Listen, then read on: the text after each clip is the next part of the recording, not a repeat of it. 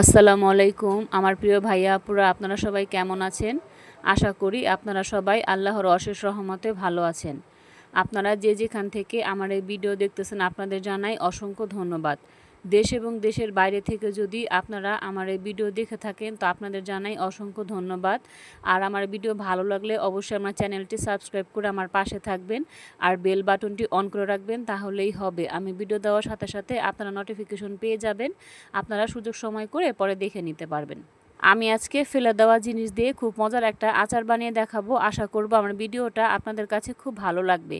আমরা কিন্তু সচরাচর আমরা খাওয়ার পরে আমরার খোসাগুলো ফেলে দেই, কিন্তু আমরার খোসা দিয়ে যে এত মজার একটা আচার বানানো যায় এটা না বানালে আপনারা কখনোই বুঝতে পারবেন না। তো আমি যখন বাসায় প্রথম বানালাম তো আমার পরিবারের সবাই খুব পছন্দ করলো।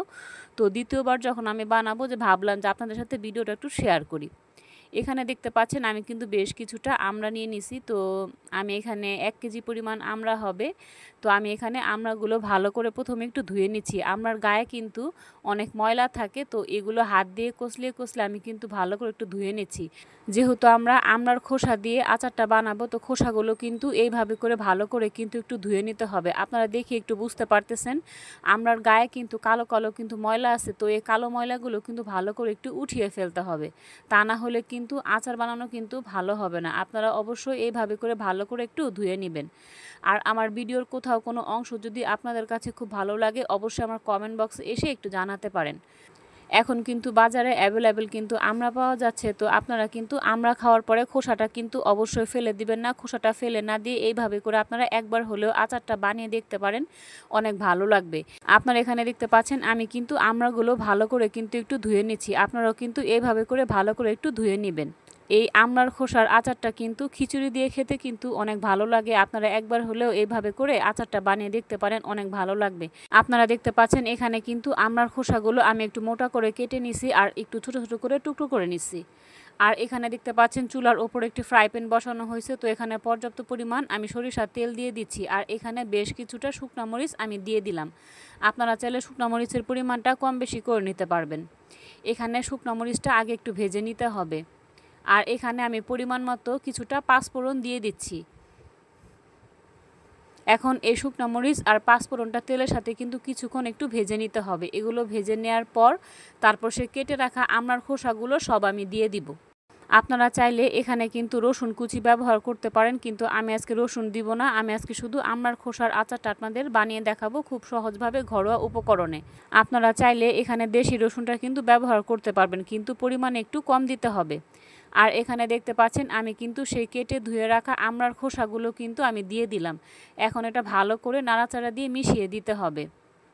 এ পর্যায়ে কোনো পানি ব্যবহার করা যাবে না। এটা আলতোভাবে এইভাবে নাড়াচাড়া দিয়ে রান্না করে নিতে হবে।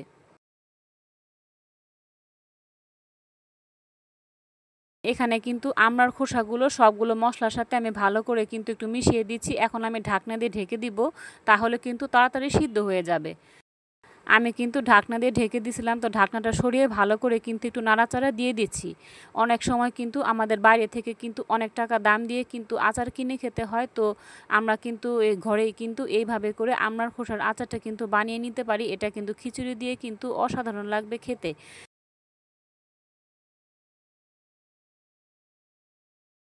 এই পর্যায়ে আমি বেশ কিছুটা শুকনো মশলা দিয়ে দিব। এখানে আমি পরিমাণ মতো মরিচের গুঁড়া দিচ্ছি আর সামান্য পরিমাণ একটু হলুদের গুঁড়া দিয়ে দিচ্ছি।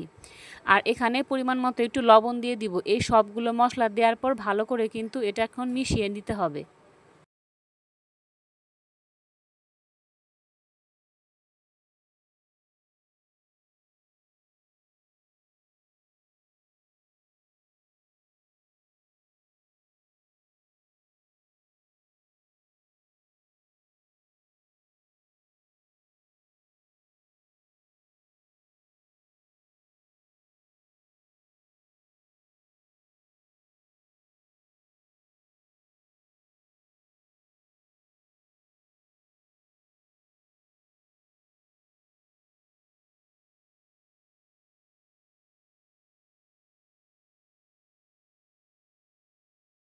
এ পর্যায়ে আমি আমড়ার খোসাগুলো ভালো করে একটু নাড়াচাড়া দিয়ে দিচ্ছি। এটা একটু বারবার নাড়াচাড়া দিতে হবে, তা না হলে নিচ থেকে লেগে যাওয়ার সম্ভাবনা থাকে।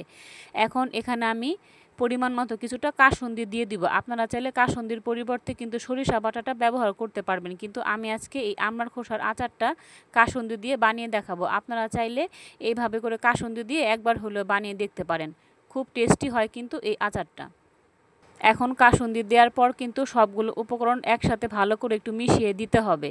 আপনারা দেখতে পাচ্ছেন এ পর্যায়ে কিন্তু আমি কোনো পানি ব্যবহার করি না। পানি ব্যবহার করলে কিন্তু আচারটা অনেক দিন রেখে কিন্তু আপনারা সংরক্ষণ করতে পারবেন না, তাহলে কিন্তু নষ্ট হয়ে যাবে। তাই আপনাদের একটা কথা মাথায় রাখতে হবে, পানি কিন্তু ব্যবহার করা যাবে না। চুলার জালটা কিন্তু বাড়ানো যাবে না, একদম মিডিয়াম হিটে কিন্তু এটা কিন্তু রান্না করে নিতে হবে। আর কিন্তু বারবার এভাবে একটু নাড়তে থাকতে হবে, তা না হলে কিন্তু নিচ থেকে কিন্তু লেগে যাবে। আপনারা দেখে একটু বুঝতে পারতেছেন আমড়ার খোসাগুলো কিন্তু আমার সুন্দরভাবে কিন্তু সিদ্ধ হয়ে গেছে।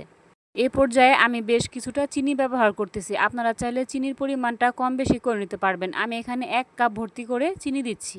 চিনিগুলো আমি সব দিয়ে দিলাম। চিনি দেওয়ার পর এগুলো কিন্তু সবগুলো উপকরণ একসাথে ভালো করে একটু মিশিয়ে দিতে হবে। আপনারা চাইলে আপনাদের স্বাদ অনুসারে চিনির পরিমাণটা কম বেশি করে নিতে পারবেন।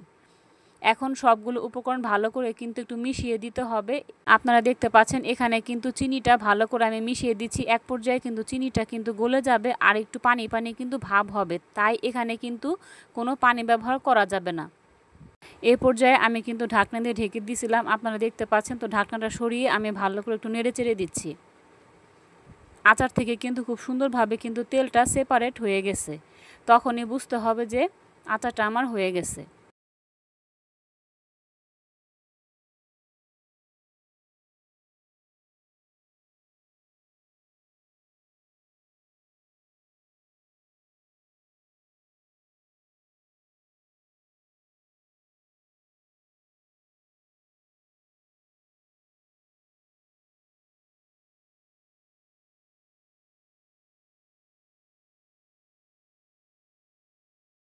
আপনারা দেখতে পাচ্ছেন এ পর্যায়ে কিন্তু আচারটা কিন্তু আমার প্রায় হয়ে গেছে। তো ভালো করে আমি একটু নাড়াচাড়া দিয়ে মিশিয়ে দিচ্ছি। এই পর্যায়ে কিন্তু সতর্ক থাকতে হবে যাতে আচারটা নিচ থেকে লেগে না যায়। আচারটা কিন্তু আমার প্রায় হয়ে গেছে। এখন আমি চুলাটা অফ করে দিব আর আচারটা একটা প্লেটে আমি সুন্দরভাবে আপনাদের বেড়ে দেখাচ্ছি। আপনারা দেখে একটু বুঝতে পারতেছেন আচারটা কত লোভনীয় মনে হচ্ছে। আপনাদের সবার কাছে রিকোয়েস্ট থাকবে, আপনারা আমড়া খাওয়ার পর খোসা কিন্তু কখনোই প্লিজ ফেলে দিবেন না। খোসাটা ফেলে না দিয়ে এইভাবে করে সুস্বাদু একটা আচার বানিয়ে নিতে পারেন। আর এইভাবে করে আচার বানিয়ে কিন্তু আপনারা দীর্ঘদিন পর্যন্ত সংরক্ষণ করে এটা খেতে পারবেন।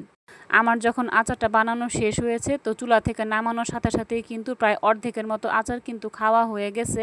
তো এই আচারটা কিন্তু আমার বাচ্চারা বেশি পছন্দ করছে। তো আপনারা চাইলে বাচ্চাদের জন্য কিন্তু এইভাবে করে বানিয়ে দিতে পারেন, বাচ্চারা কিন্তু খেয়ে অনেক খুশি হয়ে যাবে।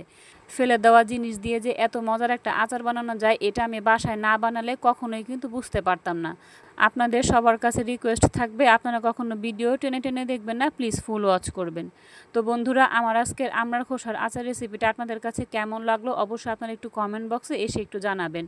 আর আমার ভিডিওর কোথাও কোনো অংশ যদি আপনাদের কাছে খুব ভালো লাগে অবশ্যই আমাকে একটু জানাতে পারেন। আর প্লিজ আপনারা সবাই আমার চ্যানেলটি সাবস্ক্রাইব করে আমার পাশে থাকবেন। আপনারা সবাই আমাকে একটু সাপোর্ট করবেন। আপনাদের একটু সাপোর্ট আর সহযোগিতায় আমি কিন্তু অনেক দূর পর্যন্ত এগিয়ে যেতে পারবো। তো বন্ধুরা, আমার রেসিপিটা আপনাদের কাছে কেমন লাগলো অবশ্যই আপনারা একটু কমেন্ট বক্সে এসে একটু জানাবেন।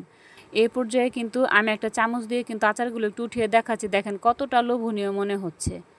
এটা দেখতে যেমন সুন্দর, খেতেও কিন্তু একটা সুস্বাদু একটা আচার। তো বন্ধুরা, আপনাদের কাছে রিকোয়েস্ট থাকবে, আপনারা কখনো আমড়ার খোসা ফেলে দিবেন না। আমড়ার খোসা ফেলে না দিয়ে এইভাবে করে আচারটা একবার হলেও বানিয়ে দেখতে পারেন, অনেক ভালো লাগবে। আর পরিবারের সবাই কিন্তু খেয়ে অনেক খুশি হয়ে যাবে। আমার রেসিপিটা ফলো করে আপনারা একবার হলেও এই আচার রেসিপিটা বাসায় বানিয়ে দেখতে পারেন, অনেক ভালো লাগবে। আর আপনাদেরটা কেমন হলো আমার কমেন্ট বক্সে এসে একটু জানাবেন। আপনারা সবাই সুস্থ থাকবেন, ভালো থাকবেন। আসসালামু আলাইকুম।